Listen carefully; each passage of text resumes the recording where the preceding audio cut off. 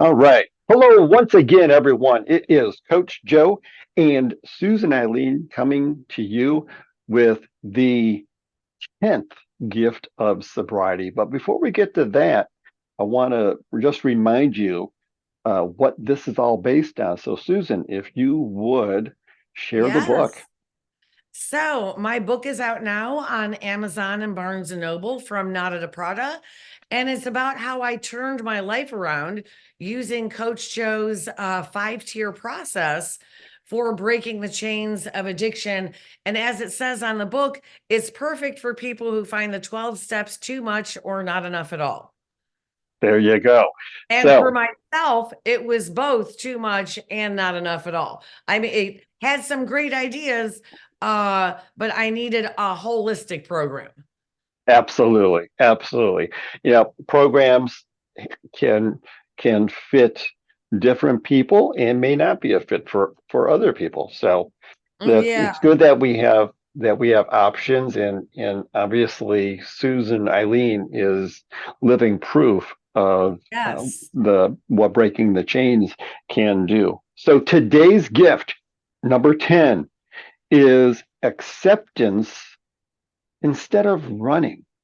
Yes. This goes back Ooh. to early on.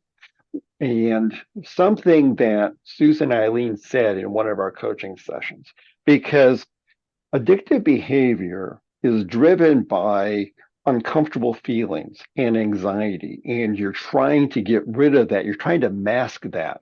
The addictive behavior masks it only so long, and then the problems come back. Yeah. So, acceptance instead of running is going to be a tough one, but it is so fruitful because what Susan Eileen said a long time ago was you have to be comfortable with feeling again because you're not running anymore. And with that, Right. I'm going to toss it over to Susan Eileen.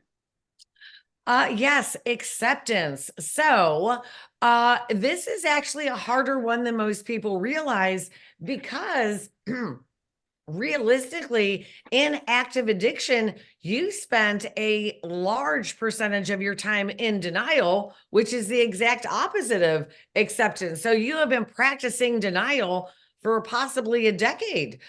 So you don't know what acceptance feels like. Uh, and that is true for so many emotions. During active addiction, you don't know what the 5 stages of grief feels like. You don't know what acceptance feels like. You don't know what healthy relationships feel like. So, acceptance that you have a problem that is holding you back and that you are the CEO of your life and you are the only one that can make the change and the commitment. Um, that can be a bitter pill to swallow, especially if you're hoping for an easier, softer way, you're hoping for a relative or a spouse to come save you. Nobody can save you but yourself. And if you're not where you want to be in life, you have to take a brutally honest look at why you're not where you're at in your life and how much of that is you. Uh, and from there, you will start accepting a lot of uncomfortable truths about yourself. As Coach Joe knows, I went through like a half a dozen friendship breakups this year, Mm, and they were all toxic relationships. But I said to Coach Joe, I go, realistically, the bitter pill to swallow there is that I obviously, when I interact with them, must be that toxic too. Otherwise, we wouldn't get along. So I need to correct inside of me what's attracting me to toxic people in the first place, or allowing them in my life for more than a week. Why did they stay in my life for a year when I could tell a week in it was going to be a problem?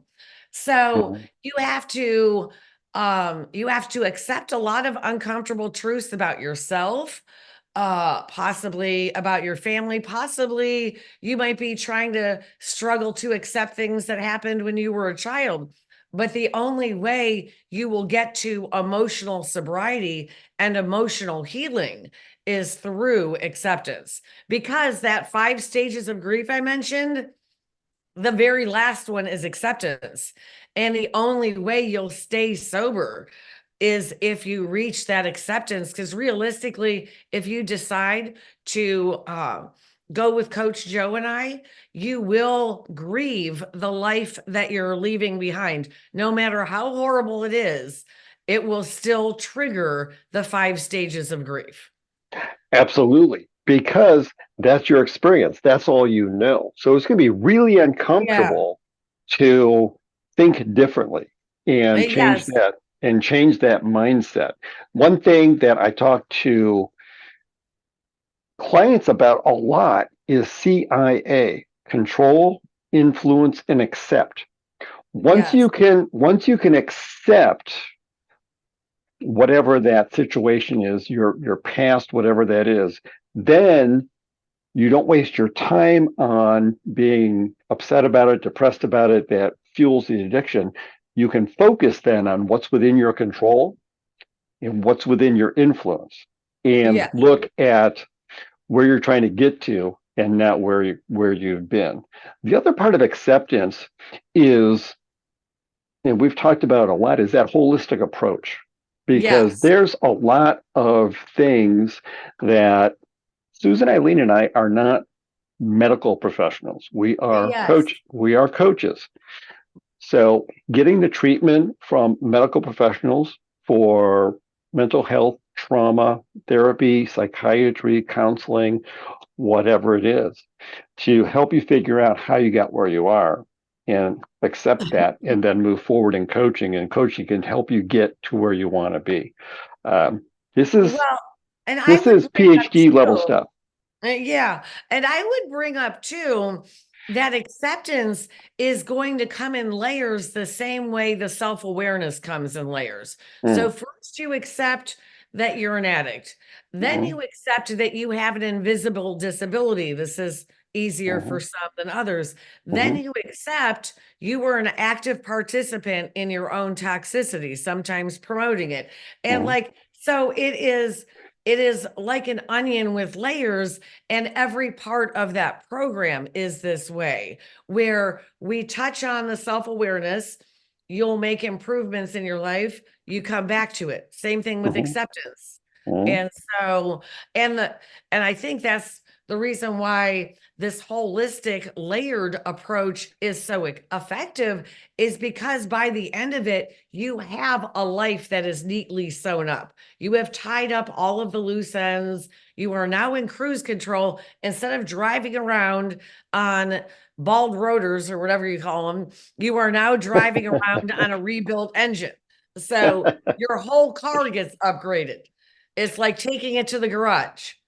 Exactly, exactly. And as Susan Eileen has said several times, is you still have challenges and problems, but you have better ones than Yes. what you had before.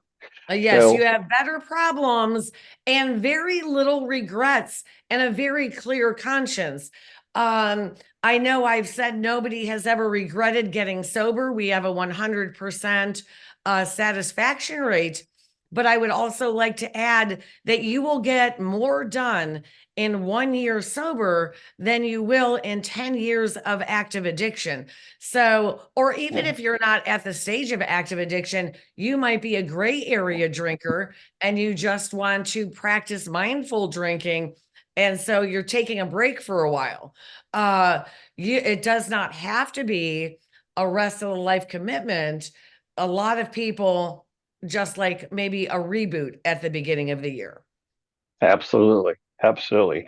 And on that note, as we wrap up this gift number 10, quick reminder at the end of this um, video, you're going to see information and some QR codes to join us in January for a couple of workshops where we're going to talk more in depth about what the breaking the chains process is and answer your questions and help you figure out if that is the program that can help you get to achieve the life that you deserve to live. With Right. that, with that, we will sign off for now. Wishing you a great day, and we will talk to you again soon. Take care. All right. Thank you.